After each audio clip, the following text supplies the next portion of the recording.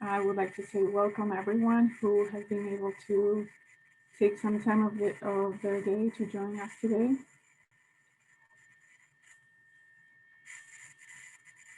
Do you all see the presentation mode? Okay, I lost my screen, so I don't even know where I am right now. Again, welcome and thank you so much for joining us today at this session of Healing Baltimore. And we will be discussing the COVID impact on in the Latino community, and particularly talking about mental health. My name is Mónica Guerrero Vazquez, and I'm the Executive Director of Centro, the Center for Health and Opportunities for Latinos. For me, this session is super special, as I myself have been experiencing the journey of healing.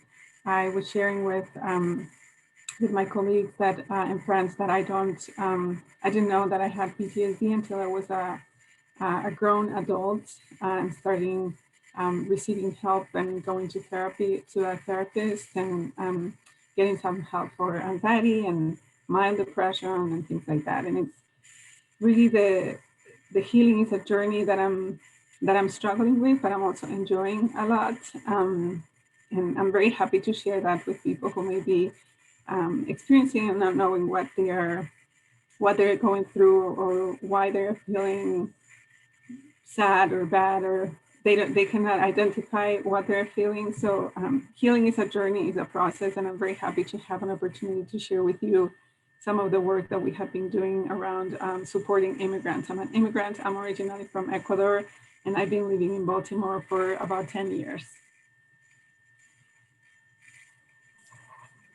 Hi, everyone. I am Mayra Sanchez Gonzalez. I am a clinical psychologist, rehab psychologist, and assistant professor here at Johns Hopkins. I'm also very happy to be here, and thank you, Monica, for sharing a little bit about your story. I think it's so important to hear those stories, especially for our community. I am also an immigrant. I came to the States when I was in my late adolescence. So I've myself experienced the impact of the immigration journey and how that can impact someone's well-being, just holistically speaking. So I am very committed to working with the community and helping to not just create access, but create access that is both culturally and linguistically appropriate for our community members. So super glad to be here. Thank you so much, Dr. Sanchez. So for those of you in our conversation, some of you may probably have seen this before, have heard this before, but I thought it may be important to go over some of the numbers and statistics and demographics of our town and how much the demographic is changing. 8% of the Baltimore City residents are foreign born, and most of them are from Latin America and Asia. Baltimore City is a rich and diverse city, and it's becoming more and more diverse with time. And as you can see, we have 5 different non-English languages that are spoken in the city. Spanish is the largest, but we have Chinese, French, Korean, and Arabic. In the map that you see on the right, the darker areas have the highest concentration of immigrant communities in the city. So it's growing, and the map changes over time if we can observe the census, and the darker areas become even more darker. And with that, the immigrant communities bring a lot of assets and empower our community and support the growth of the population, but there are also health disparities because of the lack of our own systemic approach to support them. The impact of COVID-19 has been disproportionate in the Latino communities and communities of color in general due to existing racial and social disparities. There was, and there still is, lack of consistent data on race, ethnicity, and social demographic status. And that may have been caused undercount and neglect on providing services and providing culturally and linguistically appropriate services for those who are affected by COVID-19. 25% of Hispanics live in a multi-generational household. versus 15% of non-Hispanic whites. So you can imagine in a household where there are multiple families, and when one adult gets infected by COVID, how much of an impact that is. Something that we encountered very early in the pandemic was the lack of access to information, or the information as a barrier, because low-income households had not reliable internet access. And you probably have seen in the news in Baltimore City the advocacy and fight that students are making to be able to have a reliable access to internet for school. Immigrants use mostly their phones as the primary source of internet and data, and regularly seek to minimize the data. So having a lot of images and graphs sometimes is not necessarily convenient or appropriate for immigrant communities. And the information was coming slow for non-English speakers. Without reliable information about COVID-19 in Spanish, it was more difficult to find the prevention measures to fight COVID and the transmission among Hispanic communities in Baltimore. You probably saw this headline. Some may not be new for you. The positivity rate among Latinos reached about 42%, which was 5 times higher than non-Hispanic whites. And the Latinos represented also the largest percentage of hospitalizations in Maryland, where the Latino population is less than 10%. In response to that, and to that health disparities, Centro was founded in 2013 by a group of passionate physicians who were seeing the growth of these patients who didn't speak English. Some of them have even Spanish as their second language. And the community, the population was growing, but the services were not going at the same pace in how we were responding to that. So our mission was to promote equity, in health and opportunities for Latinos. By advancing different areas, we don't focus only on the treatment of diseases or the prevention of diseases, but really it's a more holistic and comprehensive approach. The community is the center of our work. We offer more than 60 events per year in collaboration with our partners. We have been working with the Latino community since 2013, and through our children practice, we have more than 12,000 encounters with Latinos every year. When people ask me what Centro Sol is, or if Centro Sol is a nonprofit, the answer is always complicated, but here the graph on the right will describe a little bit of what we are. We are at the crossroads of community, academia, and research. We are affiliated with the Johns Hopkins University School of Medicine, and we collaborate directly with community members and grassroots organizations to serve and focus on culturally appropriate care and services for Latinos and immigrant communities. Our projects overlap and link to each other, particularly, as I said, with a focus on Latinos. The patient is the center of our work. We have different core areas that you can see on your screen. We do have a work group for equity and policy, where we review or comment on the quality of implementation of policies that are not appropriately being delivered to provide equitable services to immigrant communities. Research is an important component of our work. We understand that we cannot provide quality of care if we don't understand who we are serving. Mental health has been one of the biggest focus in the past couple of years for Centro Sol. And Dr. Sanchez will be developing more on why that is important. We have a project that is addressing on depression for adults. As we know, in Maryland, adult immigrants who are underinsured or undocumented, they do not have access to healthcare at all. So a lot of people have mental health illnesses that are untreated or undertreated. And there is also stigma. So we're working on a stigma campaign to create awareness about what mental health is and how we can recognize depression. And we're also working on a study to understand mental health and anxiety among children.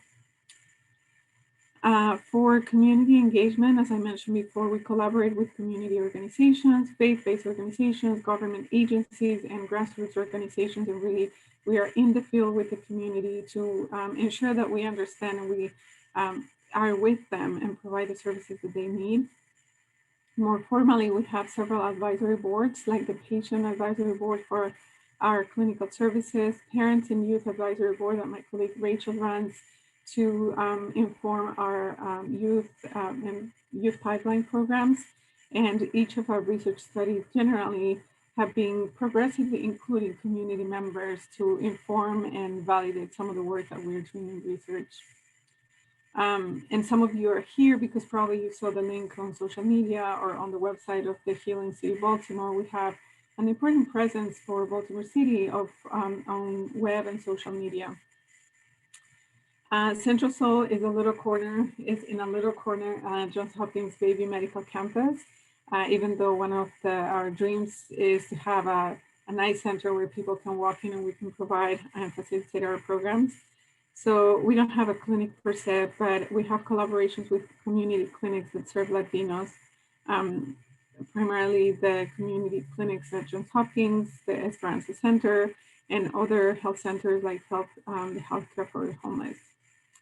In addition, we have built stronger ties with the Access Partnership, which is a program that provides specialty care for uninsured patients, and 90% of those patients are Latinos.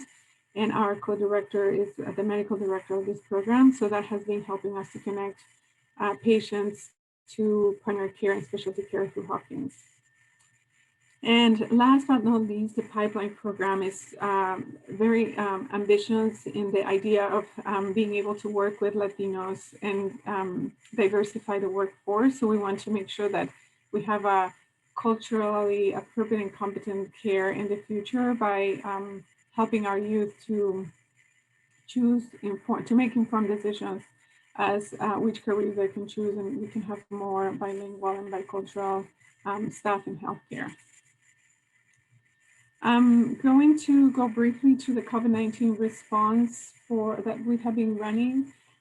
Primarily, we started working with food distribution. We have partnerships with Southeast CDC and Comité Latino and other organizations to deliver and distribute food as people need, and for those who get infected or have been more directly affected by COVID-19, we collaborate with Baltimore City Planning and the Food Initiative Office to provide food deliveries to homes of families.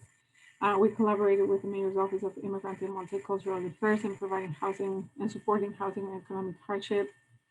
We have been working with Johns Hopkins and the Baltimore City Health Department on community testing for COVID. And in the hospital, for those who were in the inpatient units, we have been working with volunteer medical staff and clinical staff to provide culturally appropriate care and mental health for non-English speakers.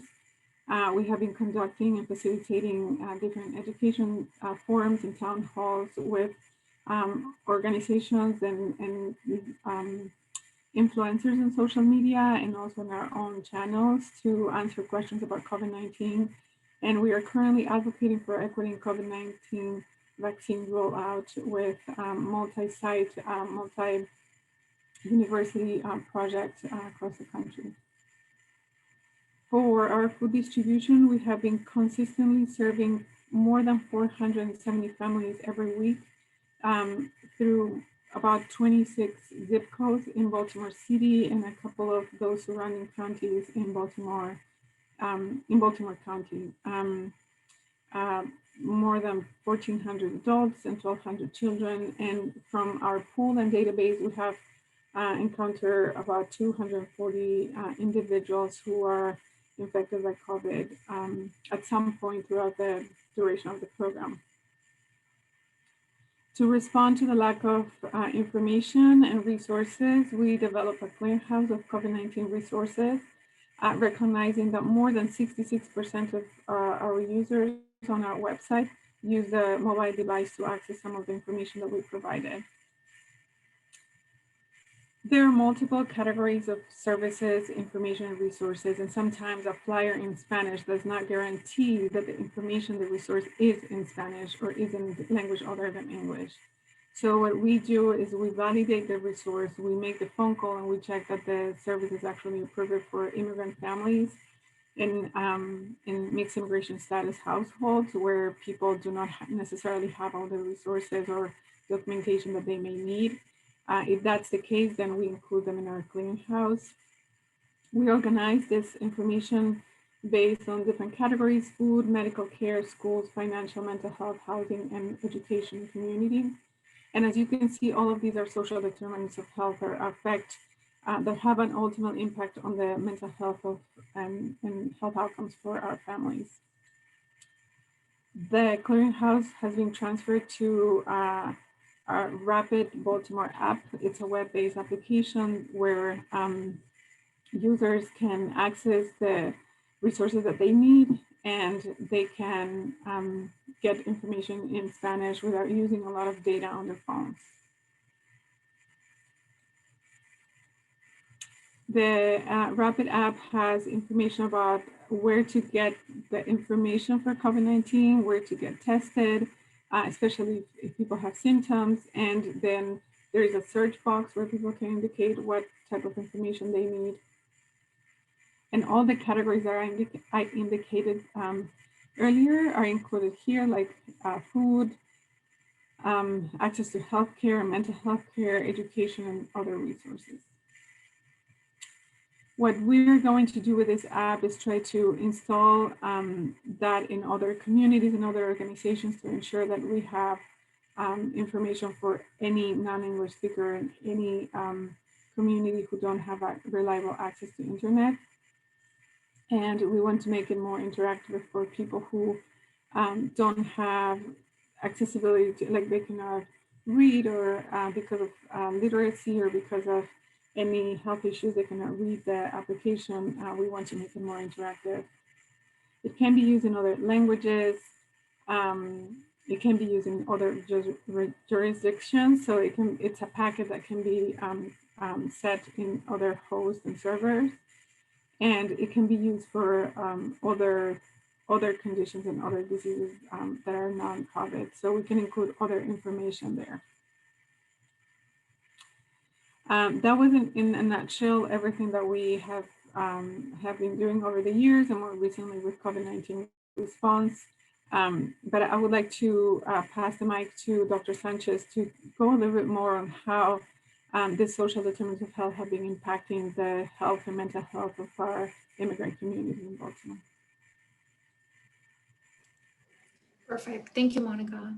So I want to center us a little bit on who we're actually talking about today. So when we talk about Latinos or Latinx, and mental health is a really broad topic because it's such a diverse group. So what I want to focus on today is really talking about the immigrant community within the Latinx umbrella. So, you know, whether you use the term Hispanic, Latino, Latina, Latinx, one takeaway for today is that there is a lot of diversity in when we don't use terminology that allows to understand who we're talking about, we lose a lot of the nuances. So having that in mind, and focusing on immigrants from Latin America, let's talk a little bit about how they are specifically impacted, just generally. So we know that the experience of, you know, immigrating and resettling a new country can be associated with mental health risk. However, one thing that we know about mental health in immigrants is that, generally speaking, they tend to have better mental health compared to people who have been in the States longer. So they possess significant resiliency factors. You know, they have strong connections, interpersonal relationships. Once they get here, you know, being able to accumulate social capital and expand their social networks are all factors that create a pathway for them to cope through the challenges of being in a new space. We also know that there are significant factors that can hinder that process of reintegrating in a new space. Broadly speaking, social exclusion is one of them. This takes many forms, right? Such as discrimination, opportunity restriction. This is where we can think of, limited or no access to healthcare, to quality housing, education, food, and things like that. So thank you, Monica. So I think it's important to understand that those factors are then further interconnected with the immigration journey itself, right? So it's important that we understand that immigrants have had a journey that also impacts how they're doing right now. So pre-immigration factors, how things were at home in their home country, some of the experiences that they might have had early on, if they were escaping political violence or trauma or poverty, that's all going to have an impact on their well-being now. During the immigration journey, the stress levels are high during that journey. Being if they were in a detention center, when they were crossing the border, if they were arriving as an asylum seeker versus an undocumented immigrant, all of those are going to have an impact on their well-being. One of the things that we know is that the rates of trauma among recently arrived immigrants from Central America specifically is quite alarming. We know that they meet clinical criteria for post-traumatic stress disorder. So I think that's important to know. And then in addition to that, in the post-immigration, right? Once they get to the United States, what is that climate going to be like? The anti-immigration climate largely is going to have an impact on how they're doing. Their access or lack thereof to quality housing, to education, to healthcare, to establish networks of support. Do they have family members in the area? Do they have friends in the area? All of that is going to impact their well-being, not just mental health, but health, generally. So one of the things that we know, though, one of the things I mentioned is that generally speaking, we know that immigrants have a lower risk for mental health disorders compared to people who have been, to other Latinos who have been in the States longer. However, we also know, we have newer information of this, that once we start to break apart the groups and look a little bit more carefully, there are variations to this pattern that are really important for us to recognize. Personal factors, contextual factors, and structural factors are going to impact how someone's mental health. So personally speaking, we know, for example, age of immigration makes a difference. Some studies have found that people who immigrate at earlier ages have a worse outcomes in mental health compared to people who immigrate later on. We know that the length of stay in the country here in the United States also makes a difference. So people who have, as people spend more time here in the States, they tend to have worse mental health outcomes. Contextually, family, neighborhood contexts are really important. Experiences of inclusion or exclusion are really important. So when we think of that, think about the area in which we reside, right? Baltimore, relatively speaking, Latinos are relatively new to the area. So not having established networks of support by institutions, but also by the community can have an impact on their mental health. We know that generally speaking, people who come to areas where they're able to create networks, and being able to create those networks of support is going to have an impact on their well-being. The immigration climate, that's another thing. We know that immigration laws are going to have an impact on someone's well-being. We have some data to suggest that, in places where there is more of an anti-immigration climate, that's going to have an impact on someone's mental health well-being. And another factor that's going to have a huge impact on their well-being is language competency, right? Not being able to access care in a way that that is linguistically and culturally appropriate for them. So one of the things that we've learned about COVID-19 in mental health within the immigrant community, as Monica highlighted, the rates of infection and the rates of hospitalization have been disproportionate for our community. So much of that is just highlighting much of what we already knew, right? That there were great disparities happening. So as we continue talking, I want to talk more specifically about individuals within the immigrant Latinx community who have been infected with COVID-19, whether they were hospitalized or not. Because I think this is a unique population that's being greatly impacted.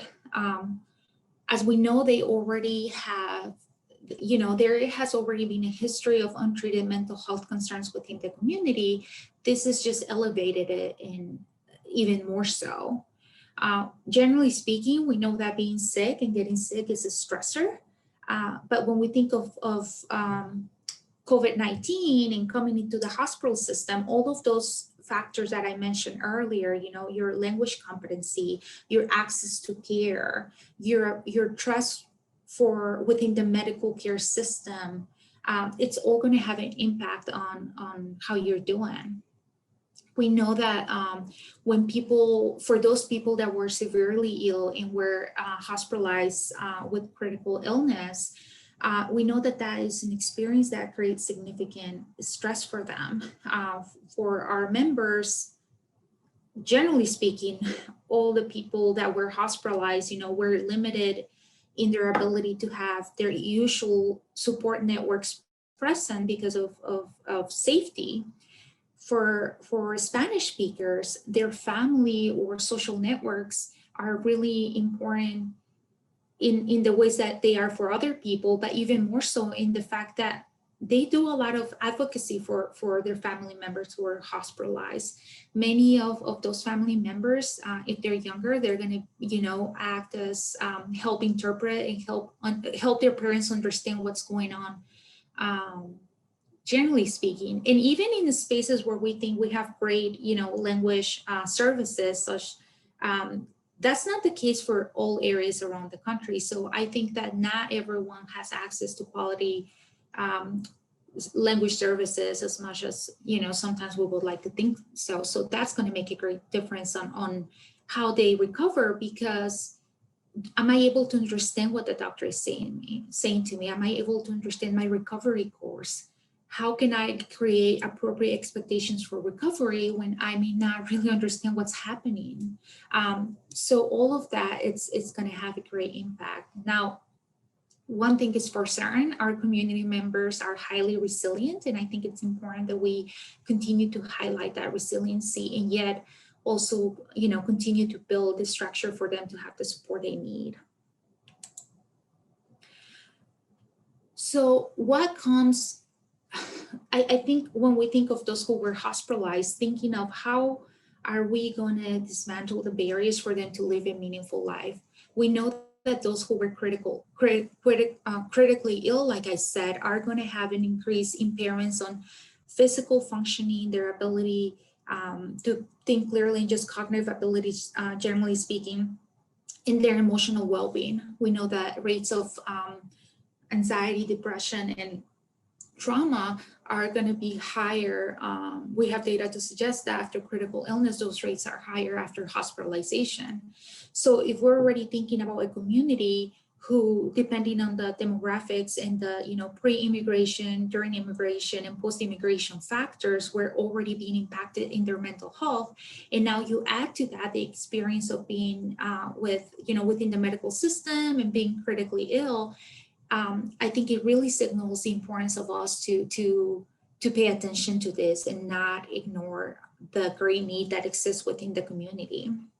So for those that were hospitalized, and even those that weren't, we know that access to early rehabilitation that targets overall functioning is really important.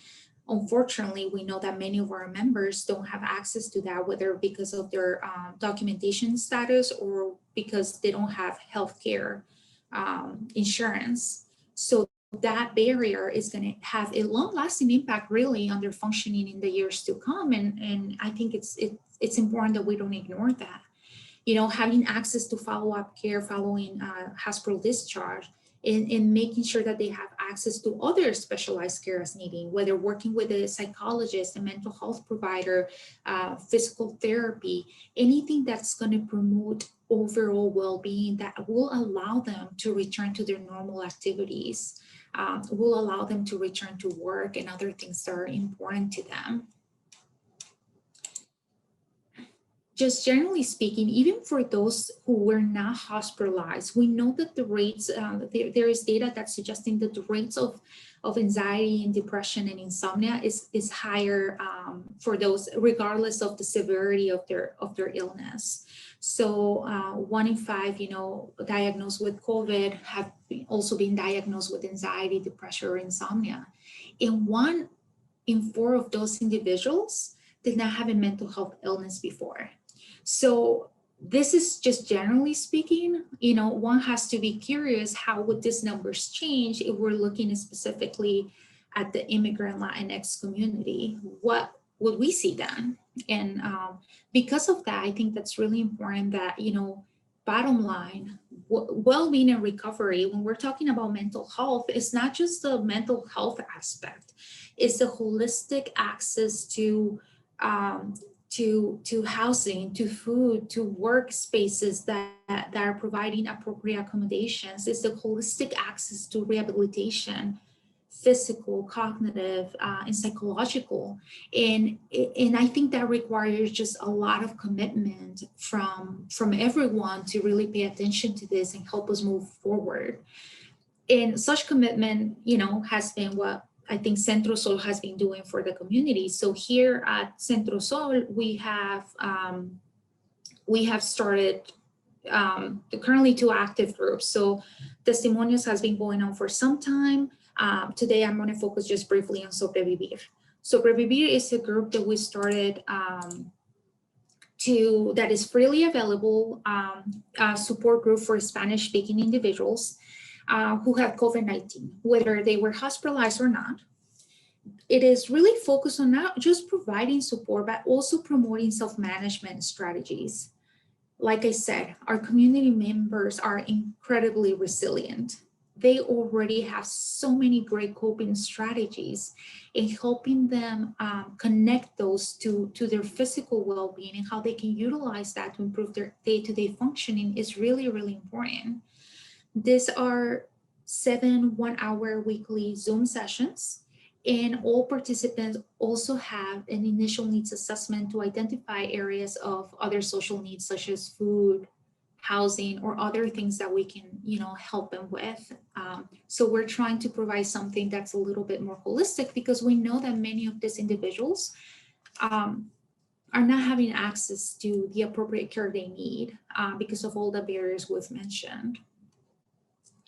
So we are just finishing our first round of the first group, and some of the things that have come up during that group have been, you know, COVID-19 stigma, mental health stigma, job loss, grief just in general, worries about return to work, whether it is because they were infected and they got infected at home and now being, at work, and now being concerned about returning to the space where they got infected, or whether it's because they haven't recovered fully, functionally speaking, so they haven't been able to make it back to work.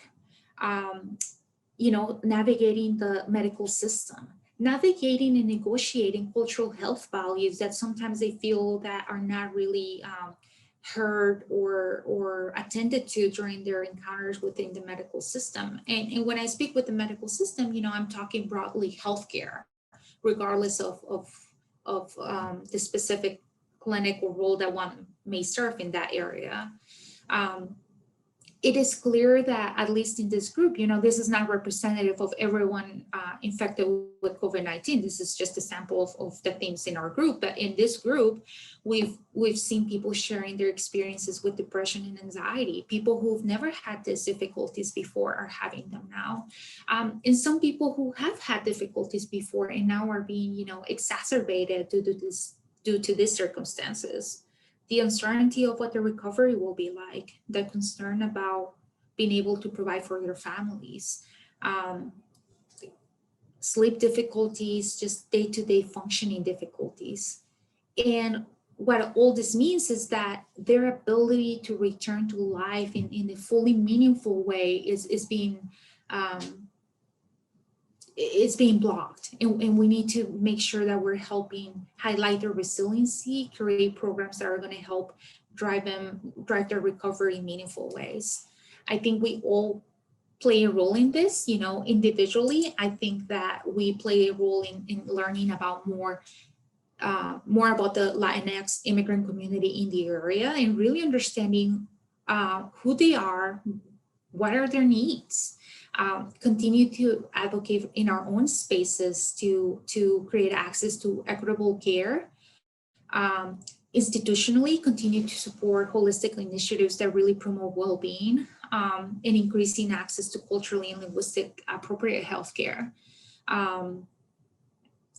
And at the policy level, I can really continue to advocate for policies that, among other important things, serve to reestablish a sense of trust between the community members and institutions.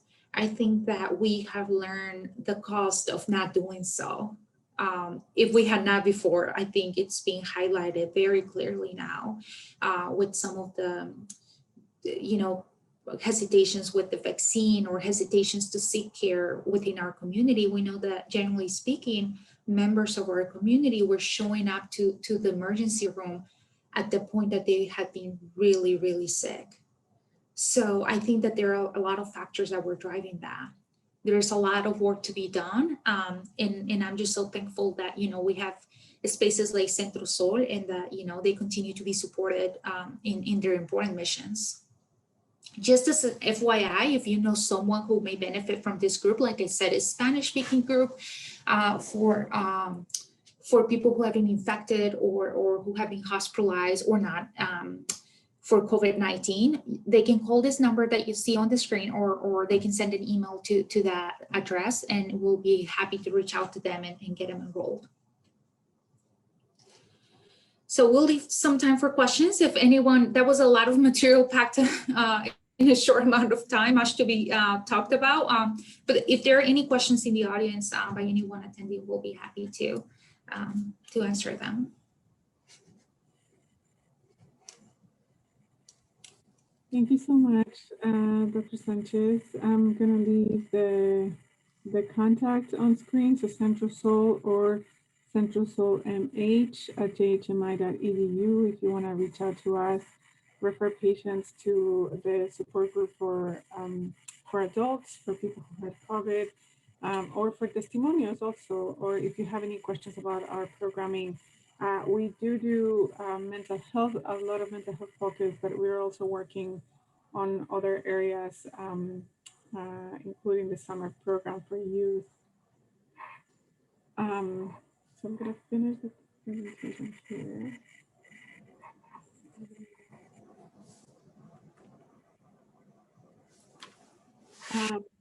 There are a couple of questions. Well, there's a question in WOBA, and I don't know, Dr. Sanchez, if maybe you can, we can talk a little bit about the vaccine. The COVID vaccine is very scary. People are really afraid of that, and there is a lot of stigma and misinformation around that too. And that also may affect the stress levels of our community members, right?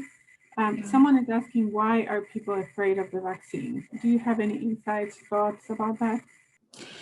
Yeah, that's a great question. I think it's from my perspective, I think it requires, it's quite complex. I think part of it is for immigrants, specifically for the immigrant community from Latin America, many of them have come, there are many factors for their immigration journey, but many of them share distrust with institutions within their home countries already, right? That distrust of who are they serving? Are they helping me? And that that many times is one of the push factors towards them coming to a different country. The immigration climate, once they get here, can I really trust the institutions here when they've been, the experiences in detention centers, the experiences going through the immigration process themselves, experiences of discrimination and exclusion while they're here. So I think it's largely, can we trust that the institutions that are promoting this have our best interest in their mind?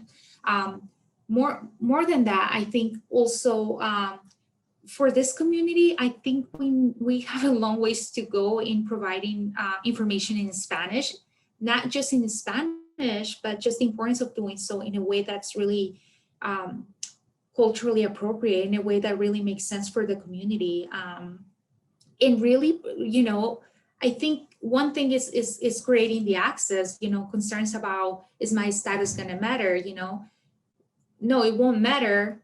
But will I feel that when I have to go get the vaccine, right? Are they going to require what documentation? What does that mean? There is a big fear of anything that goes into one system. Are you going to share that information with us or other institutions? We can spend a lot of time telling them no, but people have had negative experiences. It's really hard to repair that in 1 second. But I think, overall, there are many reasons for it. I think we need to be focusing on creating that trust. I think organizations are really important in creating that trust with the community, making sure that we're helping them understand how the vaccine was created and just everything that went into it in a way that they can understand it. And I believe that once we start getting some members vaccinated, people will start seeing, okay, that's okay. And they'll have more trust by other community members of their family. They'll be more inclined to do it. At least that's what I believe.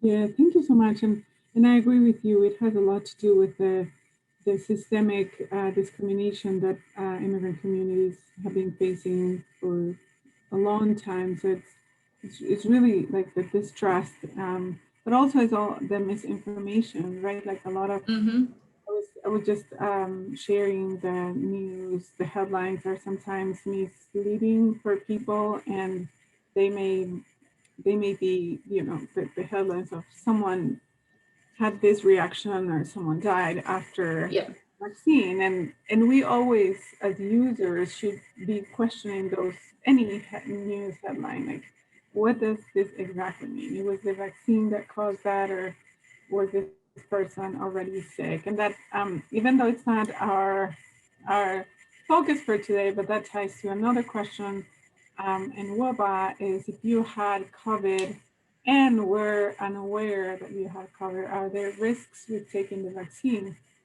And yeah, like my answer to that, and Dr. Sanchez, you can chime in, but my first thought when I read this question was, there is a risk in anything we do or take.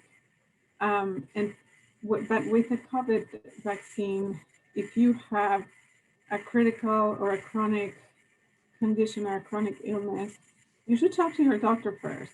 It's like taking any other medication. You have to talk to your doctor about what's going on, and how is your body prepared to take that medication or that vaccine. Otherwise, it's the COVID-19 vaccine is going to be protective for you. There is an efficacy percentage or efficacy rate. We have 2 out in the market, Pfizer 95 and Moderna is around 94%, like very close to 90, both of them, 90%. So we all should be in the loop for when is our time to get vaccinated, and try to get it. But also, if you have questions, consult with your doctor, who can help you navigate through that. What happens if you don't have a doctor? If you don't have a doctor and have a chronic condition, you should have a doctor somehow. Try to find a community-based organization that can connect you with a community clinic, and try to treat that chronic condition. Certainly, if you don't have the vaccine, you are more exposed, and if you get sick, you can get sick, and the vaccine is meant to protect. So I don't know, Dr. Sanchez, if you have other thoughts.